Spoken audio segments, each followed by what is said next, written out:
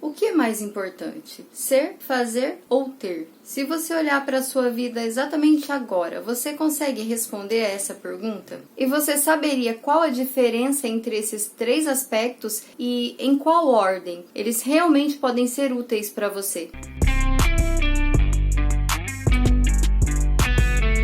Oi gente, como vai? Eu sou a Patrícia e você, como sempre, é muito bem-vindo aqui no canal Gente Real. E então, você já pensou na pergunta que eu te fiz agorinha? Talvez você nunca tenha parado para analisar isso, né? E tá tudo bem. Mas com certeza esse vídeo aqui vai te ajudar a entender com maior clareza cada um desses aspectos e como eles interferem diretamente na sua vida. Separando cada um deles de uma forma bem objetiva, vai ficar bem mais fácil para você encontrar a resposta para essa nossa pergunta inicial, porque ao descobrir a raiz que está ali por trás, que sustenta cada um deles, você consegue avaliar também se elas estão trazendo um resultado positivo ou negativo para você. Mas vamos definir primeiro então o que são essas raízes. Isso é extremamente importante porque, assim como acontece com as plantas, são essas raízes que vão nutrir então as nossas ações. Esse pano de fundo que ancora o ser, o fazer e o ter são como uma programação mental, que também chamamos de crenças, de paradigmas, convicções. São percepções que se tornam verdades absolutas ali no nosso inconsciente e elas vão ficando cada vez mais profundas, mais enraizadas e são elas que influenciam as nossas escolhas e as nossas ações. E é muito importante a gente saber também como é que elas são formadas, porque se a gente identificar então que essa programação está disfuncional,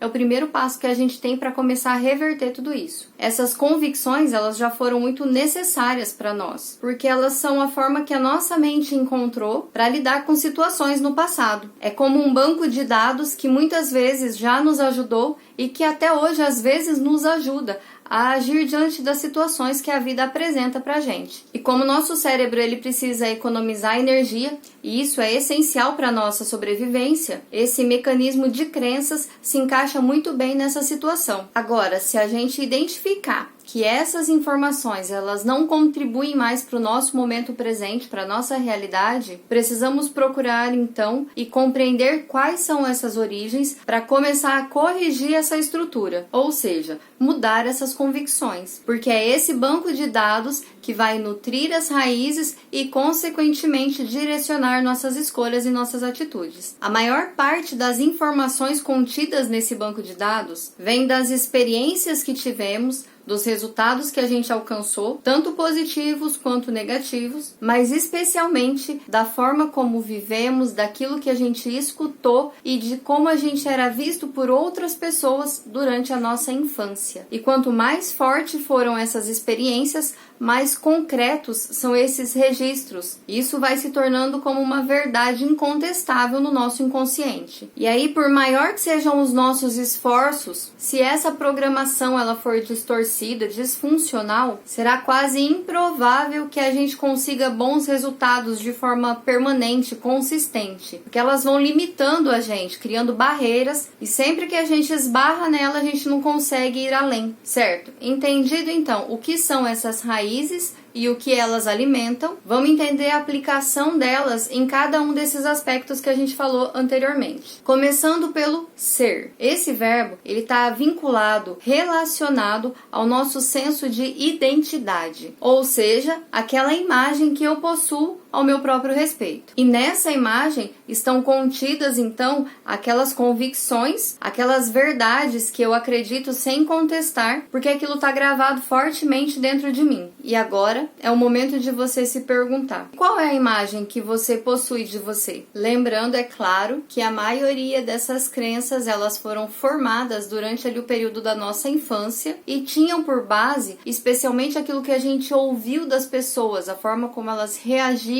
e a opinião delas sobre nós. A crença da identidade é referente exatamente a esse verbo ser. Então, o que você ouviu sobre você, de como você era, contribuiu e muito para formar a imagem que você tem de si mesmo hoje. Você ouviu coisas do tipo: ah, você é muito lerdo, ou que menino, que menina desorganizada, e você é muito tímido, desse jeito você não vai conseguir se relacionar com ninguém. Ou se não, af, você fala demais, você é muito tagarela, é muito bagunceiro, fofoqueiro, é muito chorão, é muito isso, é muito aquilo. Tudo que trazia esse verbo influenciou na formação da sua imagem pessoal, na sua visão sobre identidade. E agora, o fazer. Da mesma forma, esse verbo também está vinculado a uma convicção. E essa tem a ver com a nossa crença de capacidade diante da vida. Como você se enxerga nesse aspecto? A crença de capacidade, ela está totalmente conectada àquilo que a gente ouvia quando a gente fazia ou quando a gente não fazia alguma coisa. O que você ouvia era algo como: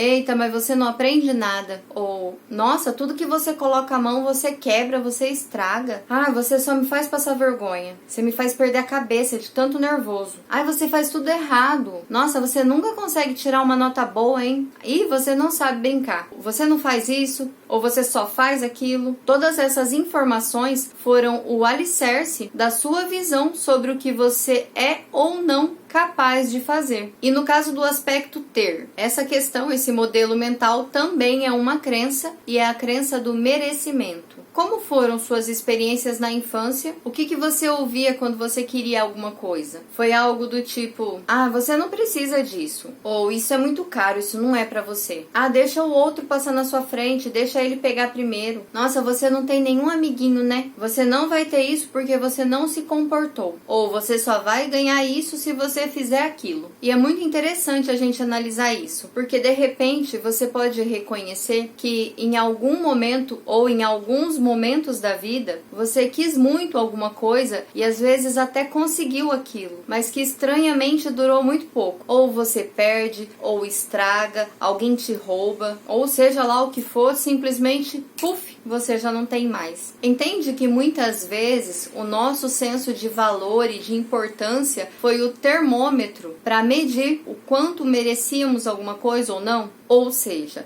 se eu tenho ou ganho algo, é porque eu sou bom ou fiz algo também para merecer aquilo. E aí a gente consegue perceber então o quanto os dois aspectos anteriores são fundamentais para o merecimento. E quando esses dois aspectos, o ser e o fazer, eles estão disfuncionais ou desalinhados, receber um presente ou um simples elogio, ao invés de causar alegria e gratidão, causa um tremendo desconforto. Então vamos estruturar tudo isso? Todo ser vivo, ele quer existir. Ele luta pela sobrevivência. E nós, mesmo que inconscientes ou por instinto, não somos diferentes disso. É essencial para nós, enquanto seres humanos, existir, pertencer, ter o nosso valor, a nossa importância. E essa, por ser uma ordem natural, ela serve como uma base para nós. A gente nasce, começa a se desenvolver, a aprender habilidades, a fazer as coisas e, como consequência, obter então resultados, como se fossem blocos formando uma pirâmide. Primeiro a gente nasce, a gente é, na sequência a gente começa a desenvolver capacidades para fazer, e no topo encontra-se então o merecimento, que são os resultados que a gente tem. E se a gente não sabe disso, pode começar aí alguns problemas na nossa vida. Porque sem compreender que existem ali algumas crenças que definem a imagem que eu tenho sobre mim e que vieram da opinião de terceiros, se eu me enxergo então, por meio dessa visão, dessa imagem distorcida, existe uma forte tendência em eu tentar inverter toda a ordem dessa pirâmide.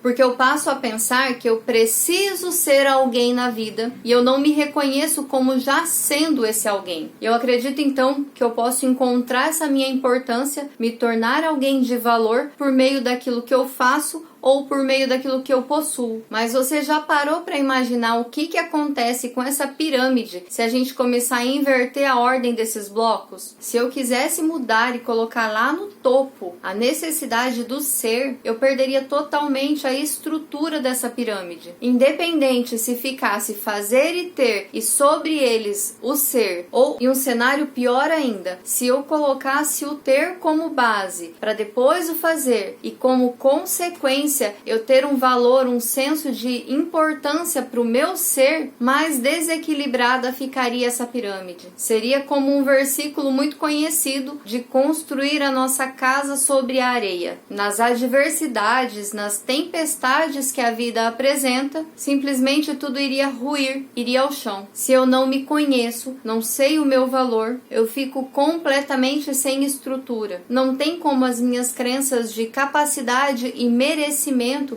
terem estabilidade. Eu posso fazer algumas coisas, mas eu vou ter dificuldade para ter consistência naquilo. Eu posso até conquistar algumas coisas, mas eu vou ter dificuldade em manter aquilo que eu tenho. Lembra da síndrome do impostor? É isso. Eu posso ter muita capacidade, eu posso merecer o reconhecimento, mas se eu não me conheço realmente, não tenho bases no autoconhecimento, eu fico o tempo todo naquela situação de angústia, porque vão descobrir que na verdade eu sou uma fraude. E é claro, é muito difícil, muito raro alguém que não tenha sofrido esse tipo de influência durante a sua formação, na sua infância, que tenha interferido de alguma maneira na imagem que ela possui de si. Mas se as crenças, as convicções foram criadas, foram construídas, elas podem então ser recriadas, reconstruídas. Elas só vão comandar tudo na nossa vida enquanto permanecerem ali no inconsciente. Mas a partir de agora isso não existe mais. Agora nós já sabemos, nós temos consciência dessa programação. E portanto agora nós temos escolhas. E a gente já sabe que para a reforma começar, é preciso estruturar a base que é o ser. E a partir daí, o restante acaba sendo uma consequência. E é desafiador sim, abrir mão daquilo que você pensava sobre você, para começar a compreender então que você não é os registros de memória sobre o que você viveu ou sobre a opinião das pessoas ao seu respeito. Porque a primeira sensação que a gente tem quando a gente pensa nisso é de que a gente não vai se reconhecer mais, não vai mais saber quem é, mas isso não vai apagar a sua existência. Mas ao contrário, é o início de uma nova vida mais leve e com grande potencial. Assim como acontece com um bebezinho que acabou de nascer. Ele não tem ainda experiências de vida e nem registros de memórias sobre o que as pessoas disseram no passado dele. Mas ele está ali, ele existe, ele simplesmente é. E eu também não vou mentir para você e dizer que amanhã a reforma, o trabalho vai estar concluído. Porque é um processo. Foram anos pensando de uma mesma maneira e agora começa então uma nova construção. Mas eu garanto que cada descoberta vai ser muito satisfatória. E o autoconhecimento é um caminho sem volta. Porque todo dia a gente se vê diante de situações, de desafios, sejam eles novos ou até mesmo repetidos. E é aí que a gente tem a oportunidade de mudar tudo, inclusive os nossos resultados. E sobre a nossa pergunta inicial, sobre o que é mais importante, ser, fazer ou ter? Na verdade, não significa necessariamente ser um aspecto mais importante do que o outro, mas sim qual o papel que cada um deles ocupa na nossa vida e se o conjunto deles nos dá a estrutura necessária para construir a nossa história. É isso, gente, eu vou ficando por aqui e eu desejo de coração que esse conteúdo tenha feito tão bem para você como já fez para mim. Obrigada por passar esse tempo aqui comigo e a gente se vê então no próximo vídeo. Um super beijo e até mais!